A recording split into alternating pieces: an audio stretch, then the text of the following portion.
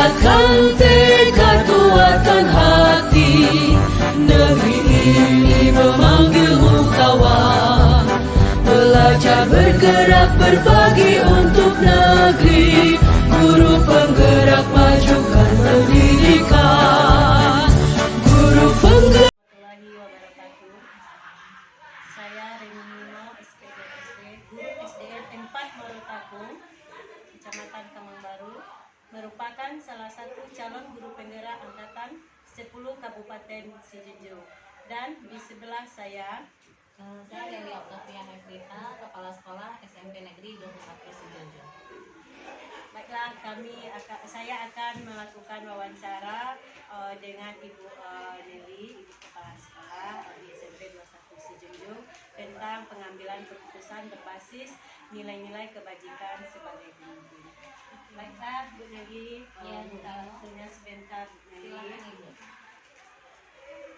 Langsung pertanyaan. Selama ini bagaimana Ibu dalam mengidentifikasi kasus-kasus yang merupakan dilema etika atau bujukan moral, Bu? Baik, Bu Mimo, selama ini di sekolah kami dalam mengidentifikasi kasus-kasus yang ada ya, biasanya kami melihat dulu pertentangan nilai yang ada pada kasus tersebut. Jika pada kasus tersebut ada dua nilai yang sama-sama benar dan kita itu sulit untuk menentukan keputusannya, itu kami anggap itu sebagai suatu kasus dilema etika. Namun apabila di dalam kasus itu ada nilai benar atau salahnya, meskipun benar dan salahnya ini itu garis pemisahnya tidak jelas, kami menganggap itu sebagai suatu kasus rujukan moral. Selanjutnya, bagaimana Ibu dalam menjalankan pengambilan keputusan di sekolah Ibu, terutama untuk kasus-kasus di mana ada dua kepentingan yang sama-sama benar atau sama-sama mengandung nilai kebajikan? Oke. Dalam pengambilan keputusan, terutama untuk kasus yang bersifat dilema etika ya Bu Mimo ya, kami itu selalu berusaha itu bekerja sama dengan berbagai pihak yang terkait gitu. Contohnya dengan guru yang bersangkutan, kemudian siswa, orang tua, bahkan kalau perlu kami melibatkan komite. Karena apa? Kami menganggap bahwasanya apabila suatu kasus ya, keputusan yang diambil nantinya itu secara bersama-sama, itu akan lebih mudah untuk diterima dan lebih mudah untuk diaplikasikan, Bu Mimo. Jadi selain itu kami juga selain bekerja sama dengan berbagai pihak, kami juga mengacu pada peraturan sekolah, kemudian kode etik guru dan nilai-nilai luhur yang kita percaya gitu. Berarti di sini Ibu melakukan ada tadi kerjasama dan sesuai peraturan-peraturan dan nilai-nilai mereka. Iya, Bu. Selanjutnya, Bu, langkah-langkah atau prosedur seperti apa yang bisa Ibu lakukan selama ini?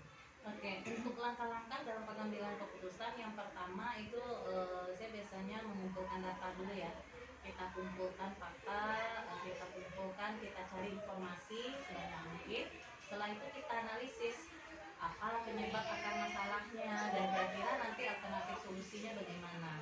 Nah, setelah kita analisis masalah tersebut, kemudian saya bawa diskusi ke dalam forum di tim kerja yang ada di sekolah ini.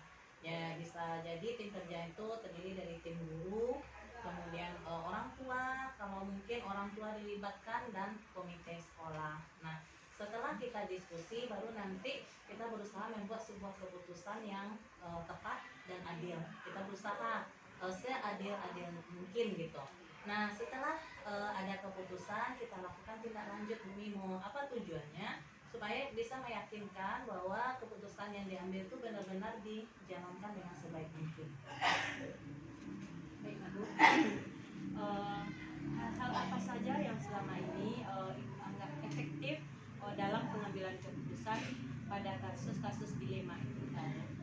Hal yang paling efektif yang tentunya pertama harus objektif ya. Objektif, kita tidak mudah terpengaruh, menghindari pengaruh-pengaruh pribadi gitu. Kemudian yang kedua, kita juga empati, menerima segala perspektif ya dari pihak yang terlibat atau yang terkait. Kemudian yang berikutnya, kita juga berusaha untuk adil ya. Apapun keputusan itu kita buat seadil mungkin diambil, tidak ada yang dirugikan. Kemudian yang keempat, kita juga harus transparansi. Ini yang bagi kami sangat penting. Jadi memberikan penjelasan yang jelas kepada semua pihak supaya kasus ini tidak istilahnya bahasanya melebar kemana-mana gitu. Karena ketika kita berikan penjelasan yang tepat, mudah-mudahan keputusan yang diambil itu bisa diterima. Kemudian kita harus konsisten ya dalam menjalankan keputusan. Hal-hal apa saja yang selama ini merupakan menjadi tantangan dalam pengambilan keputusan pada kasus-kasus di Politika? Oke, kalau tantangan ada ya, yang terutama itu tekanan dari berbagai pihak, baik itu yang internal maupun yang eksternal gitu kan. Kemudian yang kedua, sulit mencari solusi dari kasus itu, apalagi ini dilema etika ya. Kalau dilema etika itu dia sama-sama memiliki nilai-nilai yang sama-sama benar gitu. Jadi sulit menemukan solusi yang tepatnya gitu. Itu tantangannya begini. Iya. Apakah Ibu memiliki sebuah katakanlah atau jadwal tertentu Ibu dalam sebuah penyelesaian kasus dilema etika? Apakah Ibu langsung menyelesaikan di tempat atau memiliki sebuah jadwal untuk menyelesaikannya? Bentuk atau prosedur seperti apa yang Ibu jalankan selama ini? Kalau jadwal Bu Mimo biasanya tidak terjadwal khusus ya. Kalau kasus itu udah hadir gitu kan, ada biasanya kita berusaha secepat mungkin untuk diselesaikan. Karena kalau khawatirnya kalau kita buat jadwal dulu, kita tunggu-tunggu dulu, nah kasusnya udah keburu meledak gitu kan. Nah jadi secepat mungkin kita usahakan untuk diselesaikan. Cuma tentu kita menyelesaikannya itu dengan pertimbangan yang matang gitu. Dan jika kasus itu lebih kompleks, rumit, biasanya kami langsung membentuk tim khusus ya untuk penyelesaian kasus ini. Iya. Dalam hal ini adakah seseorang atau faktor apa yang selama ini yang mempermudah atau membantu Ibu dalam pengambilan keputusan dalam kasus-kasus dilema etika ini, Bu? Tentunya yang sangat membantu saya dalam mengambil keputusan ini yang pertama kerjasama tim ya, kerjasama tim yang solid. Kita harus selalu menggaungkan itu, kita harus selalu bekerja sama dengan tim untuk menyelesaikan kasus ini. Kemudian yang kedua adanya kepastian atau peraturan yang jelas ya, supaya ada pedoman. Kemudian yang ketiga yang menjadi faktor yang mempermudah saya dalam mengambil keputusan, karena sudah banyak referensi-referensi yang ada di internet, itu saya jadikan contoh untuk cara pengambilan keputusan. Baik Ibu, dari semua ini yang telah Ibu sampaikan tadi, pembelajaran apa yang dapat dipetik dari pengalaman Ibu dalam mengambil keputusan dilema etika?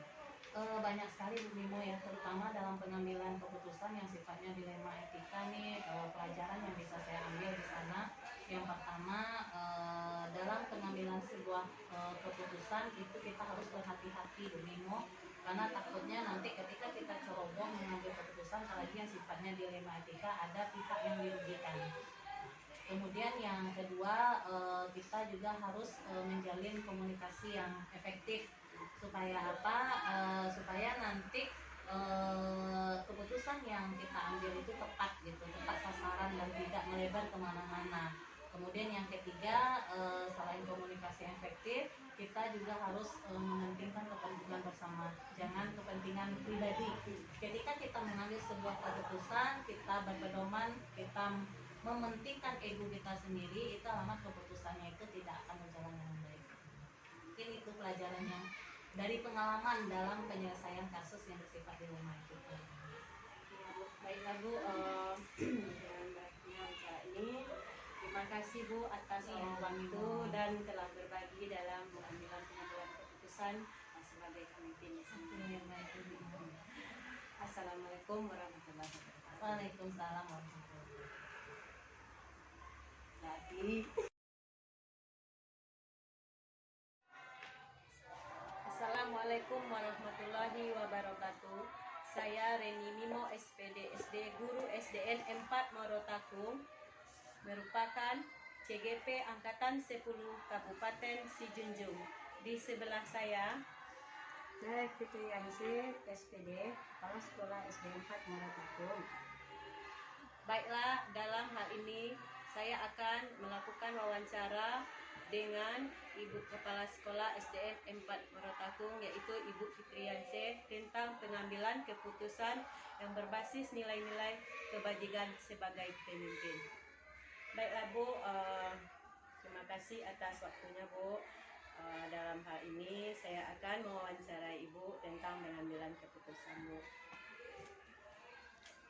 Kita lanjut saja ya Bu. Oke, silakan. Baik Bu, selama ini bagaimana Ibu dapat mengidentifikasi kasus-kasus yang merupakan dilema etika atau bujukan moral Bu? Baik Bu Emo, untuk mengidentifikasinya itu mudah saja benda saja Bu Emo.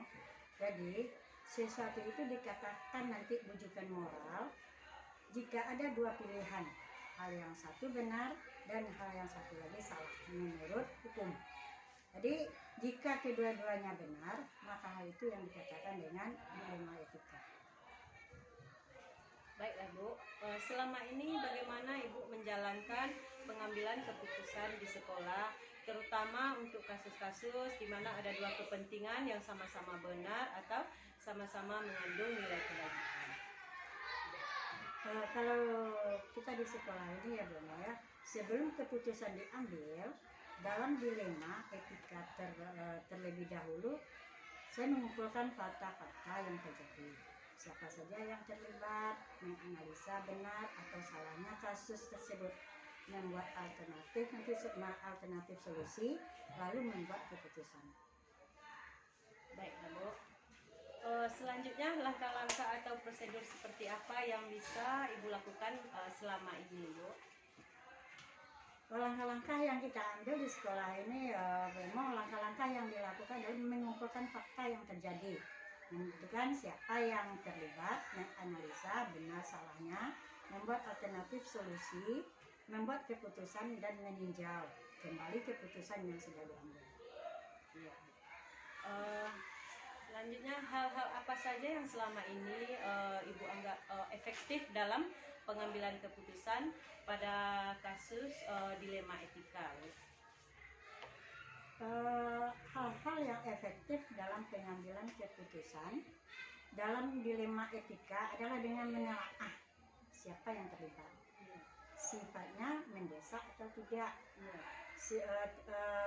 mendesak atau tidaknya sebuah kasus dilema etika tersebut, dan mengambil keputusan alternatif solusinya. Baiklah Bu, dalam mengambil keputusan hal-hal apa saja yang selama ini yang merupakan atau menjadi tantangan dalam pengambilan keputusan atau pada kasus-kasus dilema etika?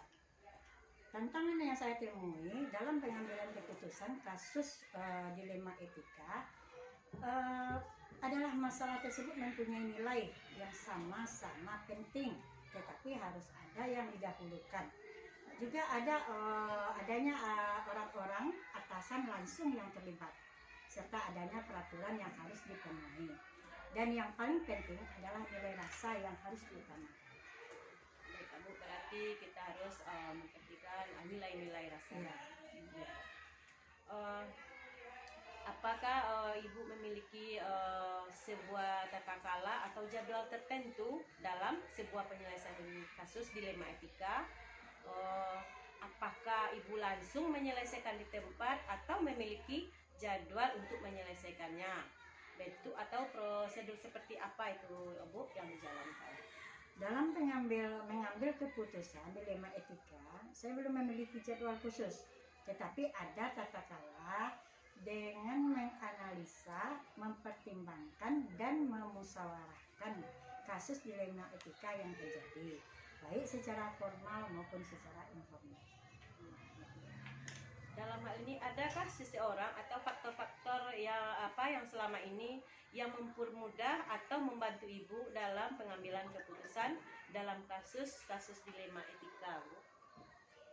Sebagai pemimpin, saya harus mampu membuat keputusan dengan berdasarkan nilai-nilai kebajikan yang saya pahami.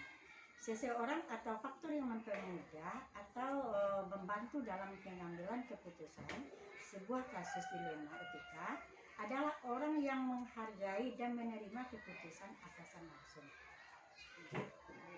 Dari semua hal ini atau yang telah disampaikan, pembelajaran apa yang dapat Ibu petik atau Ibu ambil dari pengalaman Ibu dalam pengambilan keputusan dilema etika? Pelajaran yang dapat diambil dalam pengambilan keputusan kasus dilema etika ini, Bu Remino, adalah memahami nilai-nilai kebijakan, kebaikan, paradigma berpikir, prinsip pengambilan keputusan, dan langkah-langkah yang harus diperhatikan.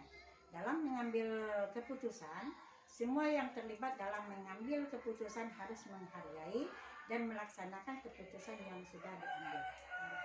Baiklah Bu, demikianlah hasil wawancara kita hari ini tentang Ibu dalam mengambil keputusan, yaitu tadi memperhatikan nilai-nilai kebajikan, kemudian kita harus menghargai hasil keputusan dan melibatkan serta kolaborasi yang baik tadi ya Bu. Terima kasih Bu atas waktunya. Sama-sama, Bu. Assalamualaikum warahmatullahi wabarakatuh. Waalaikumsalam warahmatullahi wabarakatuh.